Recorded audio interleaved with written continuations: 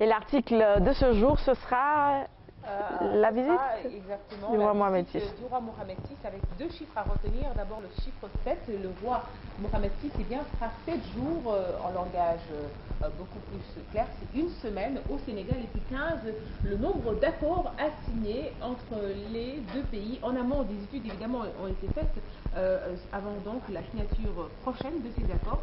Revenant justement sur ces accords, le président de la République dans les colonnes du Soleil est revenu sur les relations entre le Sénégal et le Maroc, soulignant dans les colonnes du journal son caractère séculaire, établi dans la confiance mais aussi la solidarité.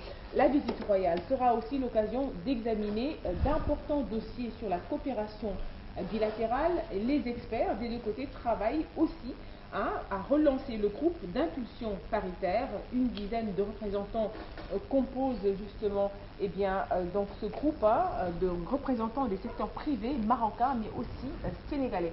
Enfin, les deux chefs d'État échangeront sur des questions africaines mais aussi internationales. Toujours dans les colonnes du quotidien Le Soleil, toute une page et surtout un album est consacré au parcours donc de l'accueil, accueilli par le chef de l'État et son chef de gouvernement et surtout avec tous les honneurs militaires.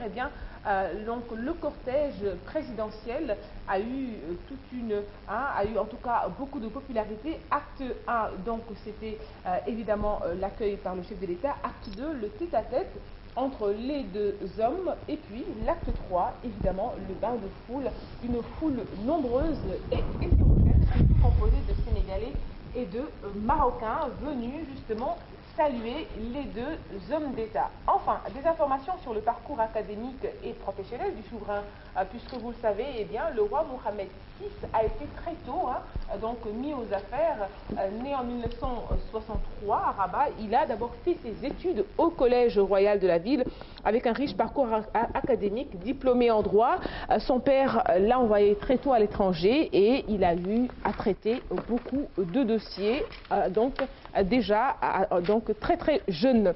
Toujours à lire à la une du Soleil, ou à la une en tout cas dans les colonnes, le Soleil est revenu sur le fait qu'il célèbre ses 45 ans d'activité, ses 45 ans de présence donc dans le paysage médiatique sénégalais. C'était donc hier dans une ambiance, c'est vrai, sobre, mais surtout une ambiance quand même de fête. Le directeur général du Soleil, Cheikh Thiam, un confrère d'ailleurs, entouré de son staff, notamment le président du conseil d'administration, a célébré comme il se doit, a donc fêté les 45 ans du journal. On leur souhaite tout simplement un joyeux anniversaire à tous nos confrères et aussi toutes nos consorts. Je pense à Tata Sané justement qui est au quotidien Le Soleil. Tout à fait. Merci beaucoup Nafissatou. C'était la revue de presse de ce jeudi. On va passer